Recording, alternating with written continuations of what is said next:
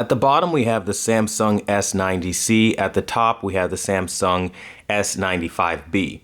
So the S90C is not as good as the S95B at the top when we talk about anime. And particularly once you start veering away from the native color spaces make a massive difference. Now, both are rocking the normal color space, which is the more saturated version of auto. Auto is like literally Rec 709. That's like you do not want to ever use that. And if you do use it, God bless you, because I don't know what purpose you could have for wanting a QD OLED if you're just going to use Rec 709. That's an entirely different conversation for later. But let's just say you're going to use normal, which is the more natural way of presenting skin tones and everything else. There's a massive, massive, massive, massive difference, and I'm going to show you that. So right now, I'm going to illustrate this with anime using Bleach, the 1,000-Year Blood War arc.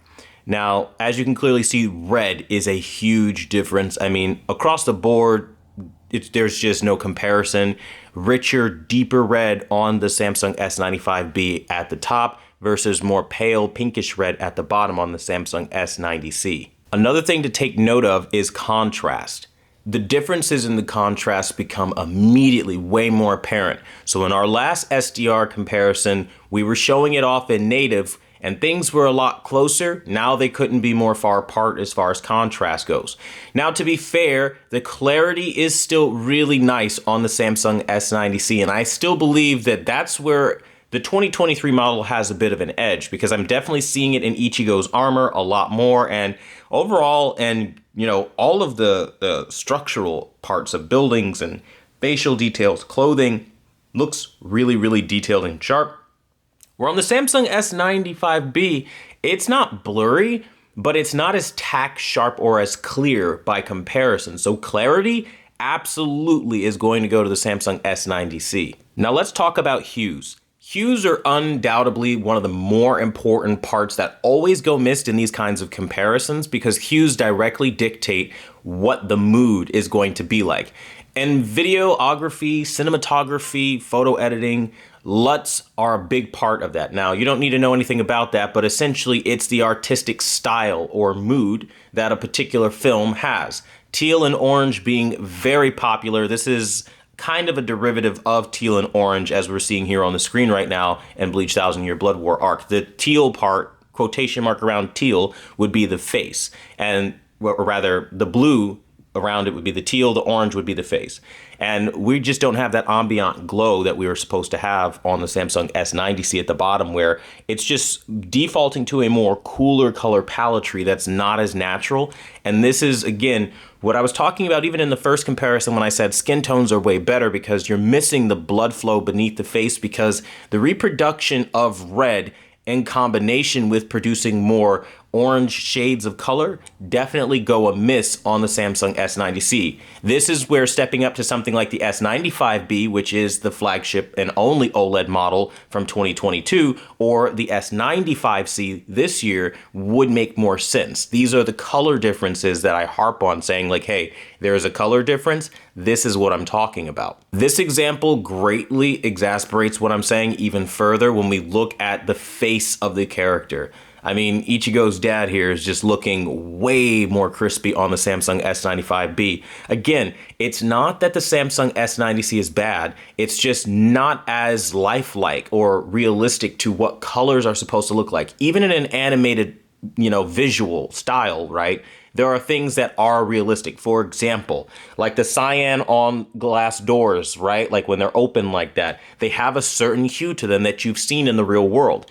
The S95B is targeting a more true to life representation of that. And furthermore, when the sun hits pavement that is of a more tungsten nature, that light is going to reflect and refract off of everything around it. You're going to start to see it spill on the walls and things like that. This is a part of the artistic style and color theory knowledge that goes completely missed when we look at the Samsung S90C at the bottom. This is the difference between not a flagship OLED and the top of the line. And while the average person won't really notice these kinds of differences, somebody paying to see these differences will notice that it's just missing the mark. Now, if you've ever had that feeling like something is just off or your picture is just missing something, even you have probably still felt that, like, that disconnect from the content. And that's that natural instinct that, like, when you're looking at something, it's just missing that kind of quality that it's supposed to have. Even the foliage in the top left corner, way more lifelike than it is on the Samsung S90C. And again, I am using the normal color space to pull this off, but still you can see these differences. And this example, it just makes it very clear that not only from a skin tone perspective, as we can clearly see, this guy right here in the middle looks incredible on the S95B. The S90C, again, is still a great TV. And in some examples, they do tend to have the highlight advantage, like, again, globally, like where there's a large amount of area that needs to be highlighted or brightened, it does give you that illumination a lot more readily and more aggressively, I should say, than what the Samsung S95B does, where it conservatively picks out where to place specific key highlights. Like, for example, at the top of this peak right here and over here is where they put the brightness. And you can probably see by comparison, this is dimmer than this, which is just way brighter by comparison. And that is something that Samsung is doing this year that I think is awesome. But again, that extra brightness does pull away from the clarity. So while I do feel like the overall clarity of the Samsung S90C overall has a bit of an edge, it doesn't overtake what the S95B brings to the table. And that's important to offer as some commentary here too, because when we look at both go back and forth, it is not even a question that the Samsung S95B is still an amazingly sharp television that in instances like this completely overtake what the S90C offers. And then we get into this weird, awkward game of tit for tat. 1 minute one will look sharper, the other minute another will look sharper. And so you really do go back and forth quite a lot. This is an excellent example of that back and forth that I was just talking about. So you can clearly see the image at the bottom on the Samsung S90C, way brighter globally, right? Because where there are highlights, it aggressively juices up those highlights, right? So that's the Samsung S90C's almost superpower, right? But then it's the intelligent placement of the highlights on the Samsung S95B that gives that realism and depth. Because if you're just globally painting a screen bright, right, where overall, if there's a highlight, even a faint highlight, you want to throw brightness at it, that's great, and it will give a nice shock and awe at a first glance, right? But when you're actually looking at the image, you'll start to notice a definition from those intricate shadows that creep in underneath the chin and outlining the subject around the borders, and then being accented by the sharp isolation lines of the highlights that kind of trickle down through particle effects. These things matter in a the videographic or photographic sense. It doesn't matter. That's why there's such a difference between these two displays. And then we factor in the hue changes and the color differences, as you're seeing here, where the skin tonality is just way, way better, and you can actually see the blood flow beneath the skin. Now, again, I am in the normal preset, and the reason I'm in this particular preset is because it is the most neutral or natural that you can get without totally desaturating with Rec. 709, as I mentioned earlier. Now, this is important to note because this is where you start to see, even between color spaces, there are vast differences, and you'll get different results with these comparisons. The reason I point this out is most TV reviewers are not doing what I'm doing here. They're not going to start off using, native color space and then reshoot and then show you normal color space and then Rec. 709. They're not showing you this stuff. So as a result, you're not able to see the true nature of what these displays can do. You're just kind of seeing out of the box. They whip it out and they just follow industry standards, which really in English is follow what the computer tells you is accurate. Do not use your eyes at all. Do not use common sense at all from what you've seen in the world and can say, hey, that's what a flower should or should not look like. Just use a computer 100%. When you do that, there you go. You're a professional. You basically can brag and beat your chest that it's accurate, right?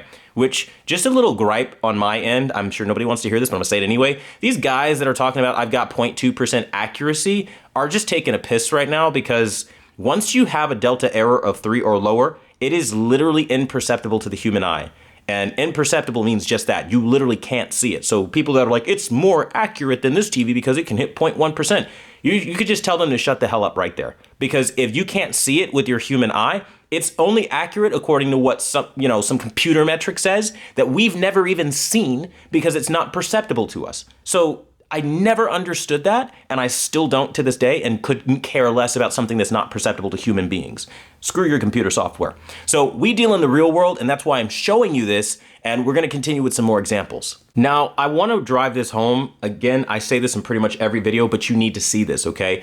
I am not rocking stock settings. So this is calibrated, and this is filmmaker mode. So if you can get an idea of how much color you lose in comparison, just take it from me, you're better off not even doing what they tell you to do. You want to use movie mode, it's more of the same washed out garbage. And this is how they tell you to experience all of your videos, all of your TV shows, gaming, everything. Just wash everything out to the Rec 709, make it look like trash, do what the computer tells you is accurate. Okay, you have a choice. Do you want it to look like this, or do you want it to look like this? There's a big difference. Oh, and this is, by the way, proof in real time for people that like try to say, oh, Quantum lowers down settings to make one look better than the other. No reason to do that, and we're gonna show you because these are those standard settings that are still rocking the native color space.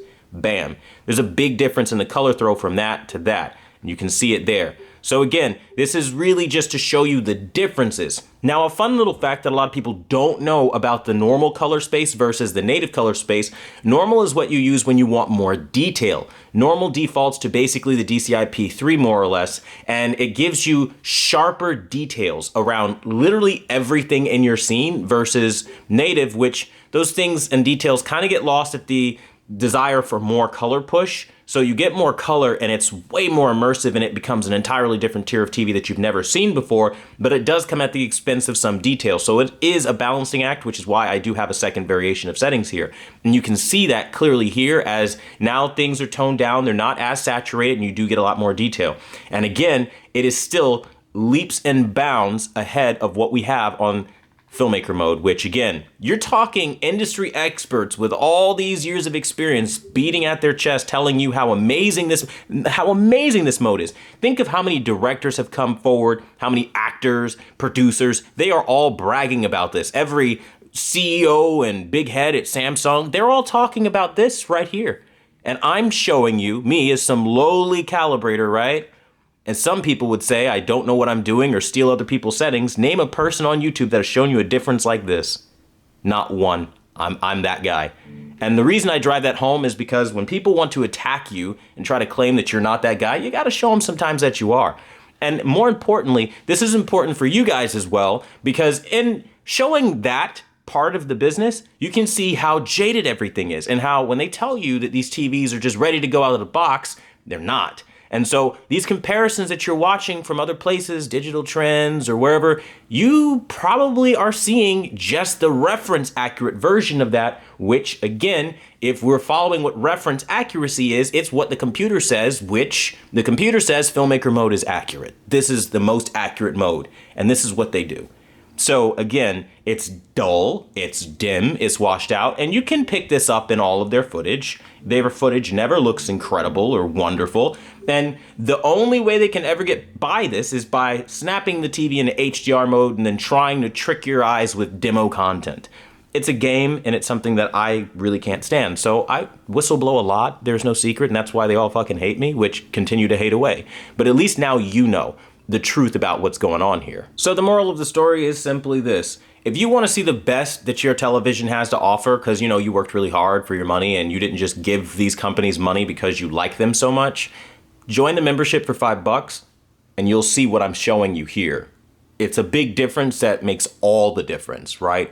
And more importantly, I'm showing you the difference between something like native and, you know, the normal color space because it matters. It matters a great deal in the terms of these comparisons and what these TVs are being represented as, which is why one reviewer can show something that is entirely different from something I'm showing here because they're probably not conducting the same test after calibration the way I'm doing them on multiple scales across multiple color spaces. So this is something that you also need to consider.